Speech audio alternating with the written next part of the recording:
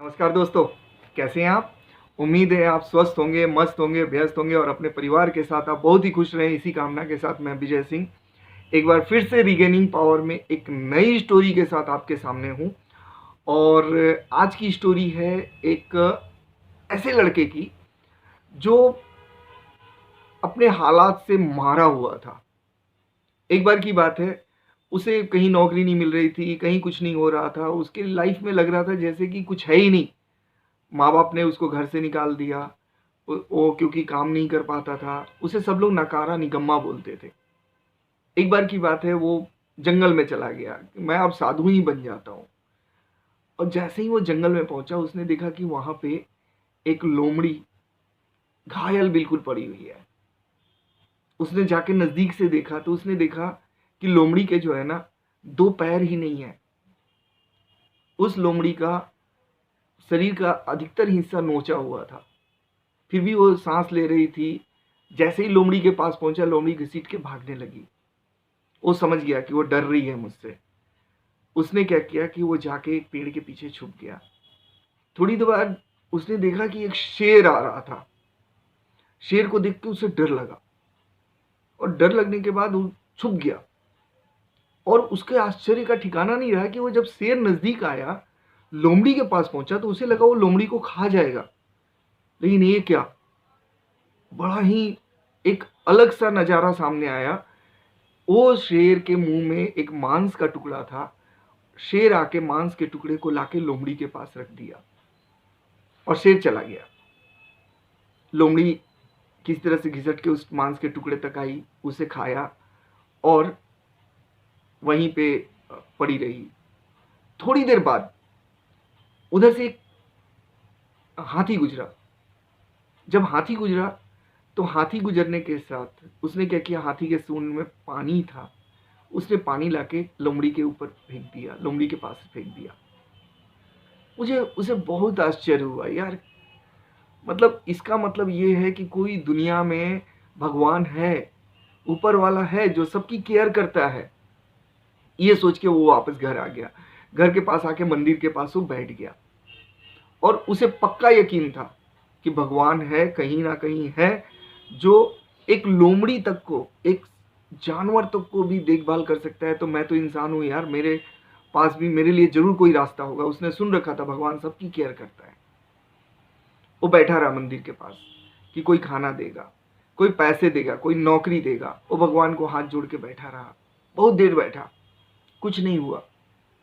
अगले दिन फिर सुबह सुबह आके बैठ गया कि भगवान के दरवाजे पे बैठा हूं, मुझे कुछ ना कुछ तो इसमें राहत मिलेगा ही मिलेगा।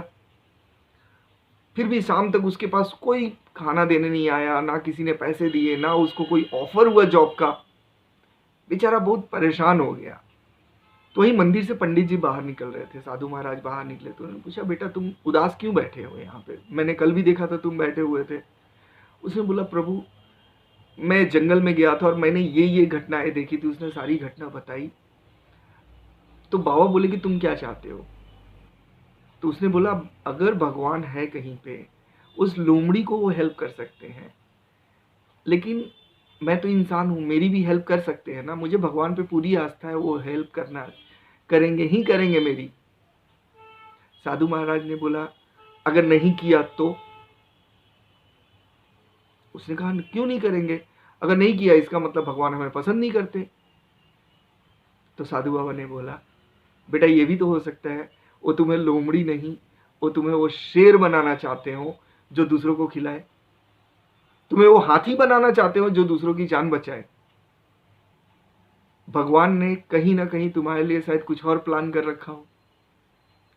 सो हम हमेशा देखते हैं कि हम वो एक पार्टिकुलर एक ही एस्पेक्ट ऑफ लाइफ देखते हैं। अगर हमने दूसरी साइड देखा होता, हो सकता है कि हमारी कोई मदद नहीं कर रहा हो, तो लेकिन हम तो इस लायक बन सकते हैं ना कि हम दूसरों की मदद करें। हो सकता है ऊपर वाले ने हमें शायद इसीलिए चुना हो कि हमें दूसरों के लिए जीना चाहिए। हम अक्सर इसी फेर में रहते हैं और ये देखना चाहते हैं कि दूसरों ने हमारे लिए क्या किया।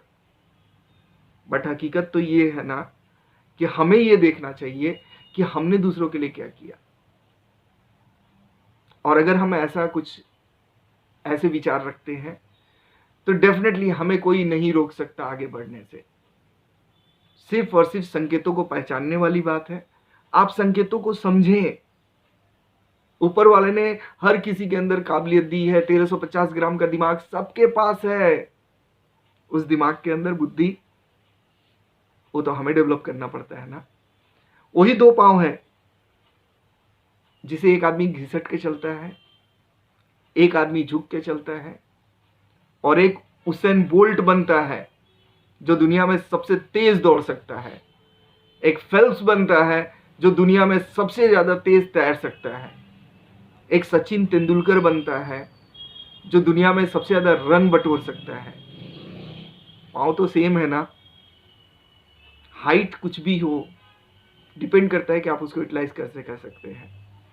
एंड ट्रस्ट मी, यही एक चीज है जो हमें दूसरों से अलग बनाती है, और उसका नाम है हमारा एटीट्यूड, हमारा देखने का नजरिया। अपनी नजरियों को समझिए, अपनी स्ट्रेंथ को समझिए। आपके पास ढेर सारा स्ट्रेंथ है, आप जो चाहे वो कर सकते हैं।